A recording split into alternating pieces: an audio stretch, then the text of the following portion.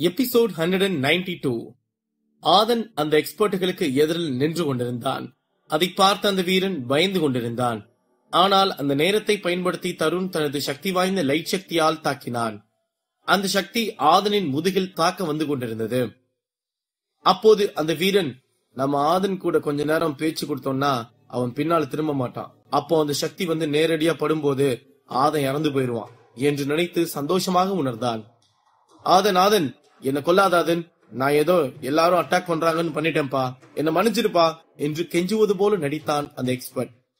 அது என்னடா பண்றதெல்லாம் பண்ணிட்டு இப்ப நல்லவன் மாதிரி பேசுறீங்க, நீ சொல்லு, உன்னை கொல்லணும்னு ஒருத்தன் அட்டாக் பண்றான், அவனை நீ உன் கட்டுக்குள்ள கொண்டு வந்து கொல்ல வரும்போது இப்படி சொன்னா நீ என்ன பண்ணுவ என்று கேட்டான் ஆதன். அந்த தருணின் சக்தி ஆதனை தாக்க வேகமாக வந்தது. அதை பார்த்த அந்த வீரன் திடீரென்று சிரித்து விட்டான். அப்போது ஆதன் தற்செயலாக அந்த பக்கம் நகர்ந்தான். அந்த சக்தி வந்து அந்த வீரன் மீது பட்டு அந்த வீரன் அப்போதே எரிந்து சாம்பலானான். அதை பார்த்த ஆதன் பேரதிர்ச்சி அடைந்தான். அவன் வேகமாக திரும்பி பார்த்தான். அங்கு தருண், இந்த ஆதன் இப்பவும் மிஸ் ஆயிட்டானே என்று கூறிவிட்டு முகத்தை சுளித்துக் கொண்டிருந்தான். அப்போது ஆதன் தருணை பார்த்து, ஏன்டா டேய், நேருக்கு நேரா நின்னு என்ன எதுவும் பண்ண முடியலன்னு பின்னால இருந்து அடிக்கிறியா?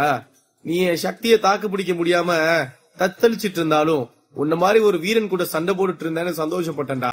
ஆனா அது இப்போ நொடி பொழுதுல உடச்சிட்டியடா. நீ எல்லாம் மதுரை அகாடமியில இருக்கிறதுக்கு தகுதியே இல்லாதவன்டா என்று கொந்தளித்தான். அதை கேட்டு தருணுக்கு முகத்தில் அறை விழுந்தது போல இருந்தது. அங்கு நடந்ததை பார்த்து அங்கிருந்த மக்கள் மற்றும் சோமன் அனைவரும் பேரதிர்ச்சி அடைந்தார்கள்.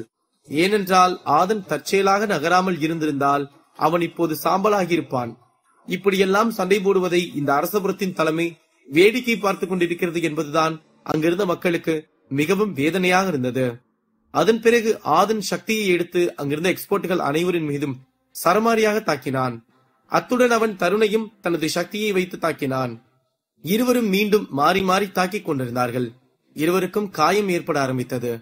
ஆனால் ஆதனுக்கு சற்று அதிகமாகவே காயங்கள் ஏற்பட்டது. ஏனென்றால் அவனை அங்கிருந்த அனைத்து எக்ஸ்பர்ட்டுகளும் தாக்கிக் கொண்டே இருந்தார்கள். அவர்களது நோக்கம் ஆதனை கொன்றுவிட்டு அந்த ஆற்றல் சக்திகளை கைப்பற்ற வேண்டும் என்பது மட்டும்தான். ஆதனை எக்ஸ்பர்ட்டுகள் 10 பேருக்கு மேல தாக்கிட்டு இருக்காங்க. இதில் தருணு வேற இப்படி ஈவிரக்கம் பார்க்காம அடிச்சுக்கிட்டு இருக்கான். இந்த முறை ஆதனுக்கு ஏதாவது ஆக வாய்ப்பு இருக்கு. ஆனா எந்த ஒரு வீரனுக்கும் ஆதனோட நிலைமை வரக்கூடாது என்று கூறி நான் கூட்டத்தில் இருந்து பார்த்து கொண்டிருந்த ஒரு எக்ஸ்பர்ட். அதை கேட்டு அங்கிருந்த பலரும் ஆமென்றவாறு தலை இசைத்தார்கள். இருப்பினும் அவர்களால் ஆதனுக்கு வேறு ஏதும் செய்ய முடியவில்லை என்பதுதான் உண்மையாகும். ஆனால் இந்த நிலையிலும் ஆதன் அங்கிருந்த பல எக்ஸ்பர்ட்களை அவ்வப்போது கொன்று கொண்டேதான் இருந்தான். அப்போது ஆதன் திடீரென்று, நம்ம என்னதான் கொண்டுகிட்டு இருந்தாலும் இங்க இருக்க ஆளுங்க அதிகமாகிட்டே தான் இருக்காங்க, அதனால நம்ம இந்த இடத்துல இருந்து வேற இடத்துக்கு போகணும், அது எங்கன்னு நம்ம சீக்கிரம் முடிவு எடுக்கணும், இல்லைன்னா அதுவே நமக்கு பெரிய பிரச்சனையா முடிஞ்சிடும் என்று நினைத்தான். அங்கிருந்த 2 எக்ஸ்பர்ட்கள் ஒன்று சேர்ந்து 2 சக்தியை ஆதனை நோக்கி தாக்கினார்கள். அதை பார்த்த ஆதன் 2 கையிலும் புயல் காட்டு ஈட்டியை எடுத்துக்கொண்டு பட்டாம்பூச்சி படிக்கட்டுகள் சக்தியை பயன்படுத்தி மேலே பறந்து சென்று அவர்களது அட்டாக்கில் இருந்து தப்பித்து விட்டு அந்த 2 புயல் ஈட்டியையும் வேகமாக எறிந்தான். அந்த 2 ஈட்டியும் அந்த 2 எக்ஸ்பர்ட்களின் தொண்டையில் குத்தி அவர்கள் இருவரும் அதே இடத்தில் முட்டி போட்டு இறந்தார்கள். அந்த 2 நபர்களும் சந்திரா அகாடமியின் முக்கிய நபர்கள் என்பதால் அவர்கள் இருவரின் நிலையையும் பார்க்க அங்கிருந்த மற்ற எக்ஸ்பர்ட்டுகள் சென்றார்கள். அப்போது அந்த நேரத்தை ஆதன் பயன்படுத்திக் கொண்டு பட்டாம்பூச்சி படிக்கட்டு சக்தியில் அங்கிருந்து வேகமாக பறந்து வேறொரு இடத்திற்கு சென்று விடலாம் என்று எண்ணினான். ஆதன் உடனே அந்த பட்டாம்பூச்சி படிக்கட்டு சக்தியிலிருந்து வேகத்தை எடுத்தான். அப்போது அதை பார்த்த அந்த எக்ஸ்பர்ட்டுகளும் தருணும் அவர்களது சக்தியை எடுத்து ஆதனை தாக்க தயாரானார்கள். அப்போது ஆதன் தனது பாக்கெட்டில் இருந்து ஒரு கருப்பு நிறமான உருண்டையை எடுத்து அந்த எக்ஸ்பர்ட்டுகளுக்கு முன்பும் தருணுக்கு முன்பும் எரிந்தான். அந்த உருண்டை வந்து விழுந்த அடுத்த நிமிடம் அங்கு மிகப்பெரிய புகை உண்டானது. அதை சுவாசித்த அங்கிருந்த எக்ஸ்பர்ட்டுகளும் தருணுக்கும் கண்களில் எல்லாம் எரிய ஆரம்பித்தது. அது மட்டுமின்றி அவர்களுக்கு தங்களுக்கு முன்னால் யார் இருக்கிறார்கள் என்று கூட தெரியாமல் தத்தளித்துக் கொண்டிருந்தார்கள். அப்போது ஆதன் ஒரு நட்சத்திரம் போல மேலே பறந்து வந்தான். அங்கிருந்த எக்ஸ்பர்ட்டுகளும் தருணும் ஆதனை மிகவும் கோபமாக பார்த்துக் கொண்டிருந்தார்கள். அங்கிருந்த அனைவரும் ஆதன் தான் அந்த கருப்பு நிறமான உருண்டையை போட்டிருக்கிறான் என்று புரிந்து கொண்டார்கள். அப்போது தருண் ஆதனை பார்த்து, டேய், நீதான் இந்த வேலையை செஞ்சதா, நீ மட்டும் என் கையில கிடைச்சேன்னு வையே என்று சத்தமிட்டு கத்தினான். தருண் கத்தியதை பார்த்து ஆதனுக்கு பின்னால் அந்த எக்ஸ்பர்ட்டுகளும் வந்து நின்றார்கள். அப்போது அவர்களும் ஆதனை தாக்க மேலே பறக்க முடிவெடுத்து தருணும் எக்ஸ்பர்ட்டுகளும் மேலே பறந்து வந்து ஆதனை பார்த்து நின்றார்கள். அதை பார்த்த ஆதன் பட்டாம்பூச்சி படிக்கட்டுகள் மேக்சிமம் என்று சொல்லி முடித்த அடுத்த நிமிடம் கண்ணிமைக்கும் நேரத்தில் காற்று போல வேகமாக அங்கிருந்து பறந்து தப்பித்து சென்று விட்டான். அதை பார்த்து அங்கிருந்த விஜயன் மாஸ்டரின் துணைவரை பார்த்து, ஐயா, இந்த ஆதன் செஞ்ச இந்த விஷயம் தப்பாச்சே, அவனையே நீங்க வெளியே அனுப்பல? அவன் இங்கிருந்து தப்பிச்சு போறதுக்கு அங்க இருந்த எல்லார் மேலையும் ஏதோ கண்ணீர் புகை குண்டு போட்டுட்டு போறான். இது நம்ம அரசபுர சட்டப்படி தப்பான விஷயமாச்சே. அவனை உங்களால மட்டும்தான் திரும்ப இங்க கொண்டு வந்து தண்டனை கொடுக்க முடியும். அதை பண்ணுங்கய்யா என்று கொந்தளித்தார். அதை கேட்டு இளங்கோவனும் அவர்களுக்கு சாதகமாக இருந்த வீரர்களும் விஜயனுக்கு சார்பாக பேச ஆரம்பித்தார்கள். அப்போது மாஸ்டரின் துணைவர் ஏதும் பேசவில்லை.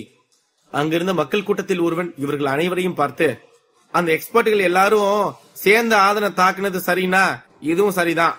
என்ன இது, ஆதனுக்கு ஒரு நியாயம் மத்தவங்களுக்கு ஒரு நியாயமா என்று கோபமாக கேட்டான். அதை கேட்டதும் விஜயனின் வீரர்கள் அங்கு பேசிய நபரை திட்டுவதற்கு ஆரம்பித்தார்கள். சிலர் அவனை அடிக்க சென்ற போது அதை பார்த்த மாஸ்டரின் துணைவர், நிறுத்துங்க, அந்த நபர் கேட்டதுல என்ன தப்பு இருக்கு என்று அனைவரையும் பார்த்து கூறிவிட்டு அப்படியே திரும்பி விஜயனை பார்த்து, விஜயன், நான் உங்ககிட்ட முன்னாடியே சொல்லிட்டேன், நீ நடந்துக்கிற விதமே சரியில்லை. அப்படிதான் நேத்து ஏன் முன்னாடியே தமிழ் செல்வனை அடிக்க திமிரிக்கிட்டு போற. இப்ப என்னடானா ஆளுங்களை வச்சு மக்கள் அடிக்க போற. நீ ஆட்சிக்கு வந்தா இப்படிதான் சர்வாதிகாரி மாதிரி நடந்துக்குவியா? நீ பொறுப்புக்கு வராமையே இப்படி எல்லாம் பண்ணனா நீ பொறுப்புக்கு வந்தா இங்க இருக்க மக்களுக்கு யார் பாதுகாப்பு கொடுப்பாங்க என்று கோபத்துடன் கேட்டார். அதை கேட்டது விஜயன் திரும்பி அந்த நபரை அடிக்க போன வீரர்களை முறைத்துக் கொண்டு நின்று கொண்டிருந்தார். இல்லைங்க, அந்த ஆதன் என்று பேசுவதற்கு வந்தார் விஜயன். அவரை குறுக்கிட்ட மாஸ்டரின் துணைவர், மக்களோட தீர்ப்பு தான் மாஸ்டரோட முடிவு. அதனால அந்த எக்ஸ்பர்ட்டுகள் பண்ணது சரின்னா இப்ப ஆதம் செஞ்சதும் சரிதான். போதுமா இல்ல இன்னும் ஏதாவது விளக்க வேணுமா என்று கண்டிப்புடன் கூறினார்.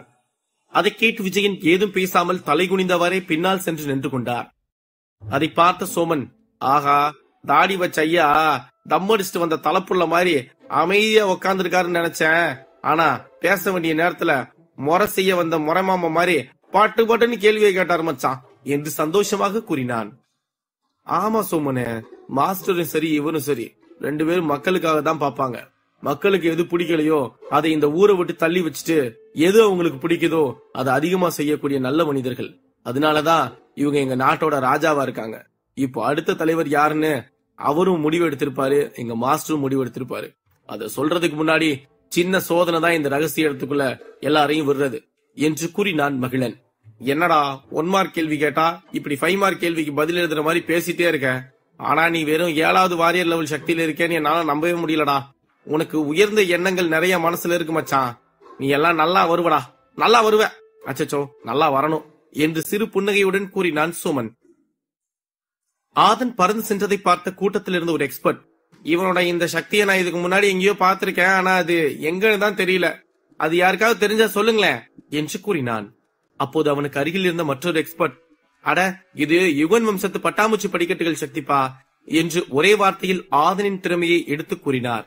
அதை கேட்டதும் அங்கிருந்த அனைவரும் உறைந்து போனார்கள். ஏனென்றால் அவர்கள் அனைவருக்கும் தெரியும் பட்டாம்பூச்சி படிக்கட்டுகள் சக்தி யுகன் வம்சத்தின் மிக முக்கியமான ஒரு சக்தியாகும் என்று. அந்த வம்சத்தில் பிறந்த ஆளாக இருந்தாலும் அவருக்கு குறிப்பிட்ட ஒரு லெவல் வரும் வரை இந்த டெக்னிக்கை கற்றுக் கொடுக்க மாட்டார்கள் என்பது அனைவருக்கும் அறிந்த ஒன்றாகும். அப்படி இருக்கும்போது ஆதன் எப்படி இந்த டெக்னிக்கை கற்றுக்கொண்டான்?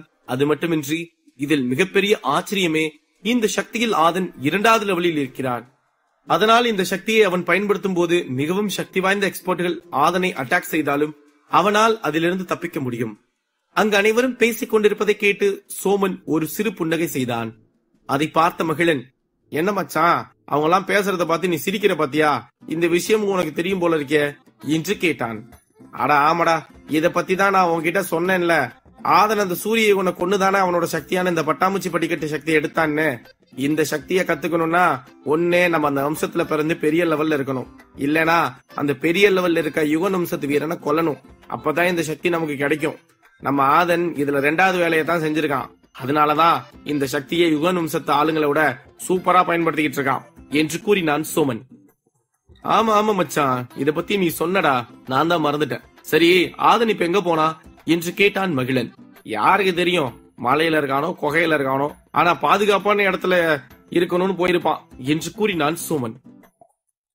மறுபக்கம் தமிழ்ச்செல்வன், சபாசாதன் இவன் மட்டும் இப்படி ஒரு வேலையை செய்யாம ரொம்ப நேரம் அங்கேயே இருந்திருந்தான்னா கண்டிப்பா அந்த எக்ஸ்பர்ட்டுகளோ இல்ல தருணோ அவனை கொண்டிருப்பாங்க. அதனால இப்ப ஆதன் இங்க இருந்து தப்பிச்சு போறதா சரியான விஷயம் என்று மனதிற்குள் நினைத்தான். அப்போது அங்கு ஆதன் தப்பித்து போனதை பார்த்த விஜயன் பேரதிர்ச்சியில் நின்று கொண்டு, இந்த ஆதன் யுகன் வம்சத்து வீரனும் இல்ல, அப்புறம் எப்படி இவன் இந்த சக்தியை கத்துக்கிட்டு இருந்திருக்கான்?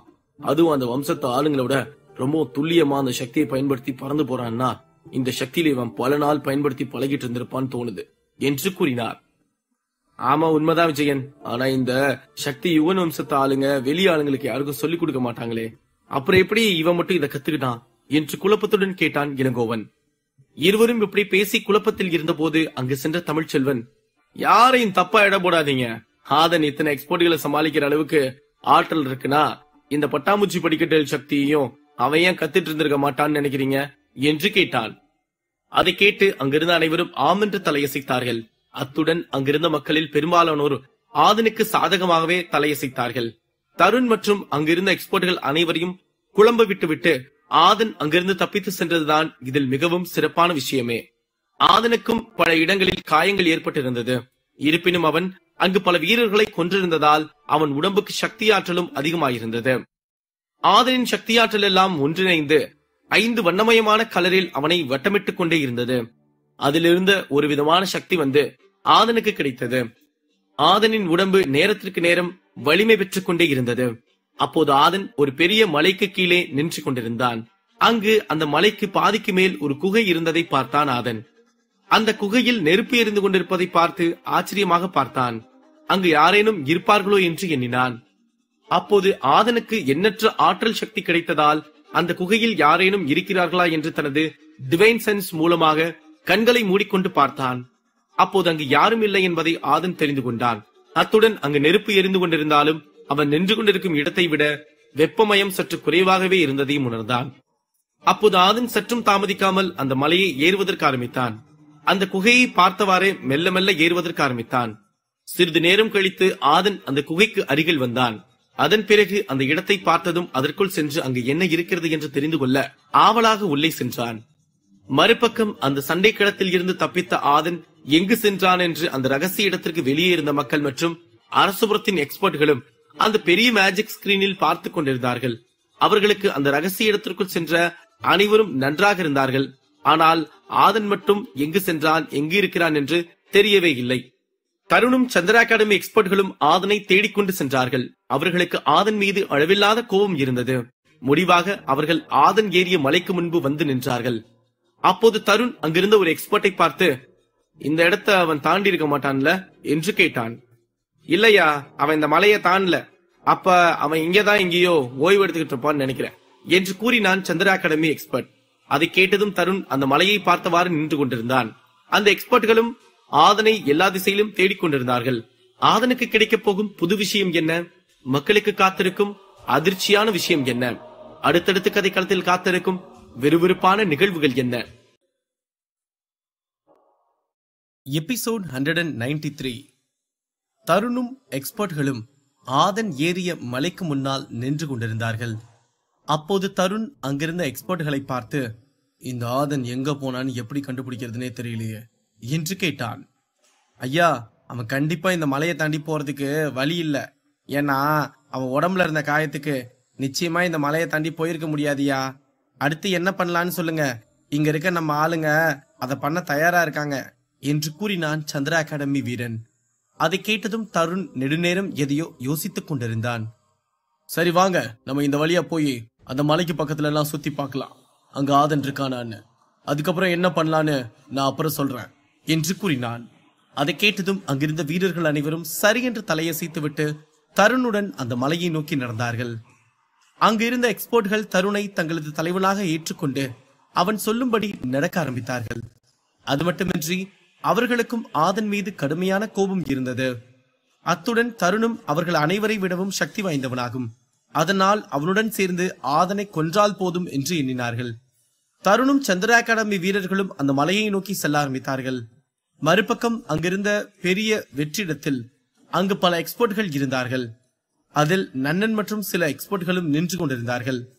அவர்கள் அனைவரும் அந்த வானத்தில் இருந்து வந்த லைட் ரைஸை பார்த்து கொண்டிருந்தார்கள். அந்த லைட் வந்து தரையில் விழுந்தது. அந்த இடத்தில் ஒரு அதிர்வு ஏற்பட்டது. அது மட்டுமின்றி அதிலிருந்து வந்த ஆற்றல் சக்தி அங்கு இருந்த எல்லா திசையிலும் படர்ந்து சென்றது. அதை அங்கிருந்த எக்ஸ்பர்ட்கள் அனைவரும் உணர்ந்தார்கள். அங்கு 9 விதமான நிறத்தில் லைட் வந்து தரையில் விழுந்து அது அப்படியே முக்கோணத்தின் வடிவில் வந்தது. அந்த 9 லைட் நிறங்களும் ஏதோ ஒரு சக்தியை கொண்டிருக்கிறது என்று மட்டும் அங்கிருந்த அனைவரும் புரிந்து கொண்டார்கள். அப்போது அங்கிருந்த ஒரு எக்ஸ்பர்ட், இதுதான் அந்த 9 வித்தியாசமான சக்தி கொடுக்கும் லைட் ரேஸா? அப்ப நம்ம இதுக்கு மேல இதுல இருந்து சக்தி எடுக்க தகுதியான ஆளுன்னு பார்க்க வேண்டிய நேரம் வந்துருச்சா என்ன என்று சந்தோஷத்துடன் கூறினான். அதை கேட்டு அங்கிருந்த அனைத்து எக்ஸ்பர்ட்களும் ஆதன் மீது ஆர்வம் அதிகமானது.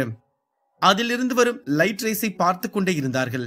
ஏனென்றால் அதில் எவ்வளவு சக்தி இருக்கிறதோ அதே அளவு ஆபத்தும் இருக்கிறது என்று அங்கிருக்கும் பல எக்ஸ்பர்ட்டுகளுக்கும் தெரியும். அதனால்தான் அதற்கு அருகில் செல்ல சற்று யோசித்துக் கொண்டு நின்று கொண்டிருந்தார்கள். அப்போது ரகசிய இடத்திற்கு வெளியே இருந்த மக்கள் அனைவரும் ஆதனைத்தான் தேடிக்கொண்டிருந்தார்கள். ஏனென்றால் ஆதன் இருக்கும் வரை அங்கிருக்கும் பல எக்ஸ்பர்ட்கள் உயிரிழந்து கொண்டே இருந்தார்கள். பல அபூர்வமான சக்திகளை பயன்படுத்தி அங்கிருந்த அனைத்து மக்களையும் ஆச்சரியப்படுத்திக் கொண்டிருந்தான். இப்போது அவன் எங்கு சென்றான் என்று அங்கிருந்த அனைத்து மக்களும் அந்த பெரிய மேஜிக் ஸ்கிரீனில் தேடிக்கொண்டிருந்தார்கள். அங்கிருந்த மக்களை விட விஜயனும் இளங்கோவனும் தான் ஆதனை தேடிக்கொண்டிருந்தார்கள். இந்த ஆதன் மட்டும் இன்னும் கொஞ்ச நேரம் தருண் கூட சண்டை போட்டு இருந்திருந்தான்னா தருண் அந்த ஆதனை கொன்றிருப்பான். சே, நம்ம நினைக்கிறது எதிராவே எல்லாம் நடக்குது, அதுதான் கடுப்பா இருக்கு இளங்கோ என்று கூறினான். இல்ல விஜயன், அங்க பாத்தியா அந்த தருணும் சந்திரா அகாடமி வீரர்களும் ஆதனை எப்படி கொலவெறியோட தேடிட்டு இருக்காங்கன்னு பாரு. அதுவும் இல்லாம அந்த ஆதன் தருண் கூட சண்டை போட்டு இருந்தா சாக வாய்ப்பே இல்ல விஜயன். ஏன்னா அவன் தருணை சமாளிக்கிற அளவுக்கு சக்தி அவன்கிட்ட இருந்துச்சு. ஏதோ அந்த எக்ஸ்போர்ட்கள் அப்பப்போ ஆதனை தாக்குறதுனால ஆதனால தருணை கொல்ல முடியல. ஆனா இப்போ ஆதனோட சக்தி என்னன்னு அங்க இருக்க எக்ஸ்போர்ட்டுகளுக்கும் சரி தருணுக்கும் சரி தெரிஞ்சிருச்சா. அதனாலதான் அவங்க இவ்வளவு தைரியமா தேடிக்கிட்டு இருக்காங்க என்று கூறினான் இளங்கோவன். அதை கேட்டதும் விஜயனுக்கு சற்று ஆறுதலாக இருந்தது.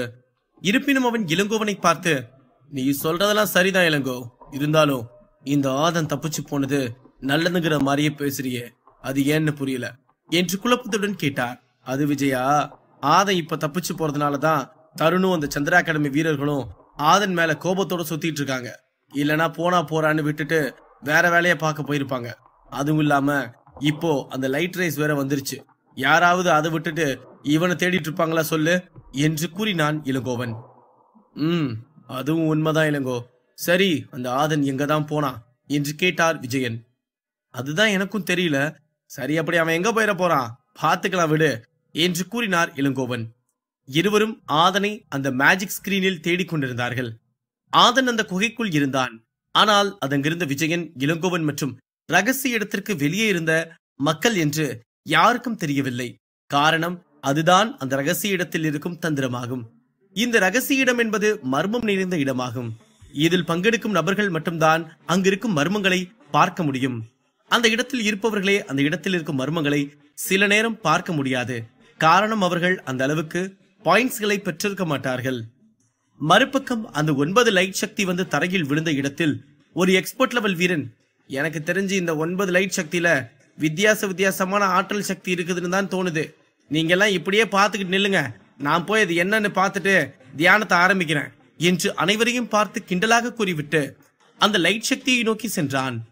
அந்த எக்ஸ்பர்ட் சென்று அந்த லைட்டை தொட்டதும் அந்த லைட் சக்தி அந்த நபரை உள்ளே இழுத்து கொண்டது. அப்போது அந்த வீரனை சுற்றி ஒரு சக்தி அவனை கவர் செய்து கொண்டது.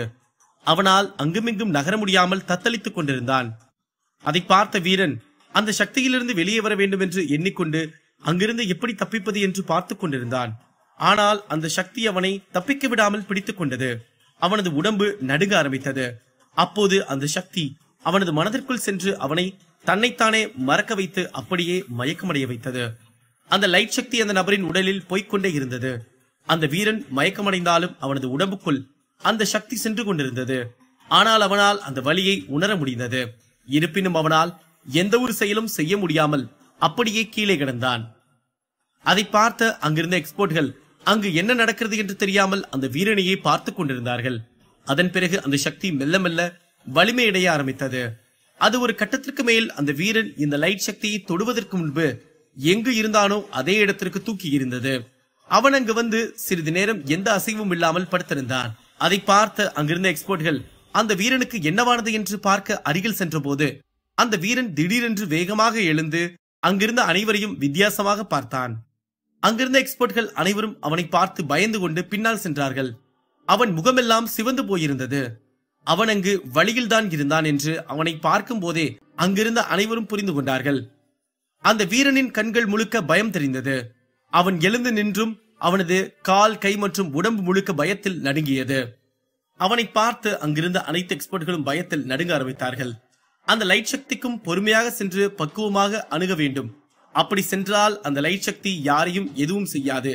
ஆனால் இந்த வீரன் வேகமாக சென்று அந்த லைட் சக்தியை அணுகியதால் அந்த லைட் சக்தி அவனை எச்சரிப்பது போல உடல் பலத்தை பிடுங்கிவிட்டு தூக்கி வெளியே எறிந்தது.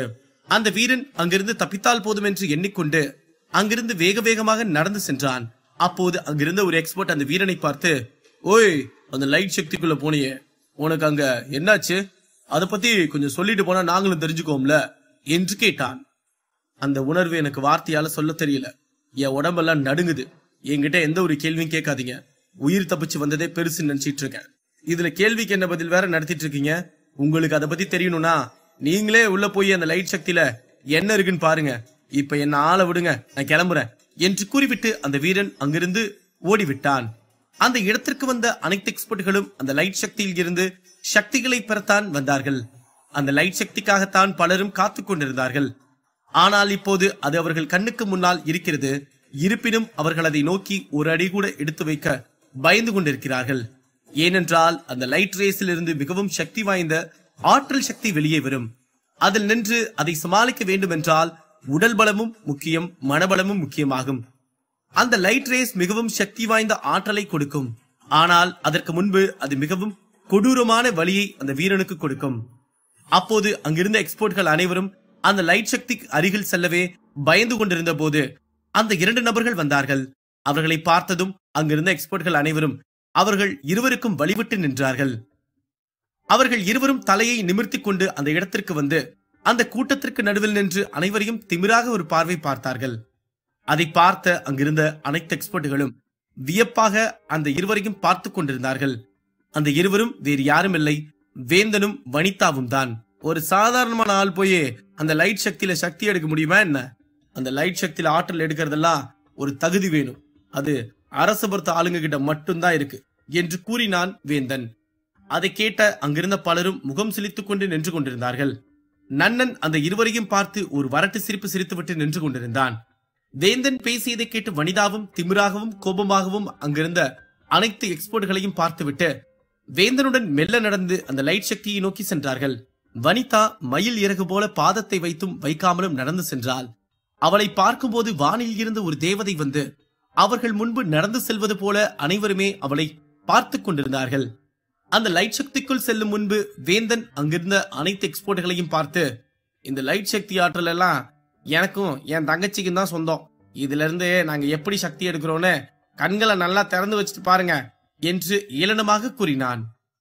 அதன் பிறகு வேந்தன் வனிதாவும் ஒன்று சேர 2 லைட் ரேஸில் கால் எடுத்து வைத்து அந்த லைட் சக்தியை தாங்குவதற்குள் மெல்ல எடுக்க ஆரம்பித்தார்கள். 2 லைட் ரேஸில் இருந்தும் 2 விதமான லைட் சக்தி வந்து அந்த இருவரின் உடம்பையும் மெல்ல மெல்ல கவர் செய்ய ஆரம்பித்தது. அவர்கள் இருவரும் அந்த லைட் ரேஸில் நின்று விட்டார்கள். அவர்களுக்கு எதுவும் ஆகவில்லை. அதை பார்த்த அங்கிருந்த எக்ஸ்பர்ட்கள் அனைவரும் பேருதிர்ச்சி அடைந்தார்கள். அதில் சிலர் பொறாமையும் பட்டார்கள். இந்த வேந்தனுக்கும் வனிதாவுக்கும் உண்மையாலுமே ரொம்ப சக்தி வாய்ந்த ஆளுங்க தான்ப்பா. அப்படி இல்லைனா இந்த லைட் சக்திக்குள்ள இவ்வளவு தைரியமா போக முடியுமா என்ன? அதுவும் அரசபுரத்தோட முக்கியமான ஆளுங்களாச்சே, அவங்க ஆற்றல் சக்திக்கு சொல்லவா வேணும்? அதனாலதான் அந்த சக்தி அவங்க உடம்பை ஏத்துக்குச்சு. அவங்களோட உடல் பலமும் அந்த சக்தியை தாங்க முடியுது என்று ஒரு எக்ஸ்பர்ட் கூறினான். சிறிது நேரம் இருவரும் அந்த லைட் ரேஸில் இருந்தார்கள். அவர்கள் அப்படியே தியானத்திற்கு சென்று அந்த லைட் ரேஸில் இருந்து வரும் சக்தியை பெற ஆரம்பித்தார்கள். அதை பார்த்த ரகசிய இடத்திற்கு வெளியே இருந்த மக்கள் அனைவரும், இந்த வேந்தனும் வனிதாவும் தியானத்துக்கு போயிட்டாங்க, இனி அவங்க என்ன புது சக்தியோட வெளியே வர போறாங்கன்னு காத்திருந்துதான் பார்க்கணும் என்று கூறினான். அதை கேட்டு அங்கிருந்த மக்களும் மிகவும் ஆர்வமாக அந்த இருவரையும் பார்த்து கொண்டே அந்த நபர் பேசியதற்கு ஆமென்றவாறு தலையசைத்தார்கள். அந்த லைட் ரேஸ் அனைவருக்கும் சமமான வாய்ப்பை தான் கொடுக்கிறது. அதை அங்கிருப்பவர்கள் எப்படி பயன்படுத்துகிறார்கள் என்பதுதான் முக்கியமான ஒன்றாக விளங்குகிறது. அதில் திறமைசாலிகள் சிந்தித்து இறங்கி போராடி வென்று விடுகிறார்கள். ஆனால் சிந்திக்காத நபர்கள் அந்த முதலில் ஒரு எக்ஸ்போர்ட் ஒருவன் லைட் ரேஸிற்கு சென்று அடிபட்டு வெளியே வந்தது போல உயிர் தப்பித்தால் போதும் என்று வந்து விடுவார்கள். அந்த லைட் ரேஸும் பார்ப்பதற்கு சாதாரணமான ஒன்று போல்தான் இருக்கிறது. ஆனால் அதன் சக்தி தாக்கமும் அதிலிருந்து கொடுக்கப்படும் சக்தி ஆற்றலும் மிகவும் வலிமை வாய்ந்ததாகும். வலி இல்லாமல் கிடைத்தால் எதுவும் நிலைக்காது. வலியை கண்ட பின்பு கிடைத்தால் அது என்றுக்கும் மறக்காது என்பதுதான் இங்கு பிரதிபலிக்கிறது அந்த ரைட் ரேஸ். அங்கு வேந்தன் மற்றும் வனிதா மட்டுமல்லாது பல மாவீரர்கள் இருந்தார்கள். ஏன், அவர்கள் இருவரை விடவும் சக்தியாற்றல் மிகுந்த நண்பர்களும் அங்கு இருக்கிறார்கள். இருப்பினும் அவர்கள் தங்களுக்கு ஏதேனும் ஆபத்து நேர்ந்து விடுமோ என்று பயந்து கொண்டிருப்பதால் இன்னும் பார்வையாளர்களாகவே பார்த்து கொண்டிருக்கிறார்கள். ஆனால் அதில் இருக்கும் ஆபத்து வேந்தனுக்கும் தெரியும், வனிதாவிற்கும் தெரியும். இருப்பினும் துணிந்தவனுக்குத்தான் துன்பம் தள்ளி நிற்கும் பயந்தவனுக்கு பள்ளியும் பயங்கரமான ஒரு விலங்காகத்தான் தெரியும். அப்போது ஒரு பக்கம் இருந்து வேங்கையன் வந்தான், மறுபக்கம் இருந்து தமிழ்வாணனும் வந்தான். அவர்கள் இருவரும் வந்து ஒருவரை ஒருவர் சந்தித்துக் கொண்டு கட்டியணைத்துக் கொண்டார்கள். தமிழ்வாணன் வேங்கையனை பார்த்து, என்னப்பா நீ வந்துட்ட, நம்ம ஆதன் எங்க? நீயும் அவனை விட்டுட்டு தனியாதான் இந்த இடத்துக்குள்ள வந்தியா என்ன என்று கேட்டான். இல்ல தமிழே, நானும் ஆதனும் ஒன்னாதான் வந்தோம். அதுக்கப்புறமா அவன் ஒரு பக்கம் போயிட்டான், நான் ஒரு பக்கம் போயிட்டேன்ப்பா என்று கூறினான் வேங்கையன். அப்படியா? அப்படியெல்லாம் ஆதன் அவனை நம்பி வந்தவங்களை விட மாட்டானே என்று கேட்டான் தமிழ்வாணன். அதை கேட்ட வேங்கையன் ஆமென்று தலையசைத்து விட்டு ரகசிய இடத்திற்குள் நுழைந்ததும் அங்கு நடந்த அனைத்து விஷயங்களையும் வேங்கையன் பொறுமையாக தமிழ்வாணனுக்கு எடுத்துரைத்தான். அதை கேட்டு தமிழ்வாணன், நீ சொல்றதும் சரிதான் வேங்கையன். ஆதன் ஆற்றல் அதிகமானாதான் அவங்க இங்க பல பேர் வாயை அடைக்க முடியும். ஏன்னா இங்க இருக்க எல்லாரும் அவனை வாரியர் லெவல் தான்னு பேசிட்டு இருக்காங்க. அவன் ஆற்றலை வெளிக்காட்டினாதான் சரியா இருக்கும். சரி, இந்த இடத்துல நீ ஆதனை பாத்தியா என்ன என்று கேட்டான். இல்லையே. சரி வா, போய் அவன் இருக்கானான்னு பார்க்கலாம் என்று கூறினான் வேங்கையன். இருவரும் சேர்ந்து அந்த இடத்தை சுற்றி சுற்றி ஆதனை தேடிக் கொண்டிருந்தார்கள். மற்ற எக்ஸ்பர்ட்கள் அனைவரும் வேந்தனையும் வனிதாவையும் பார்த்து கொண்டு முயற்சி செய்யாமல் அப்படியே நின்று கொண்டிருந்தார்கள். ஆதன் அந்த குகைக்குள் இருப்பது தருணுக்கு தெரிய வருமா? ஆதன் என்ன சக்தி ஆற்றல் பெறப் போகிறான்? அடுத்தடுத்த கதைக்களத்தில் காத்திருக்கும் சிறப்பான சம்பவங்கள் என்ன?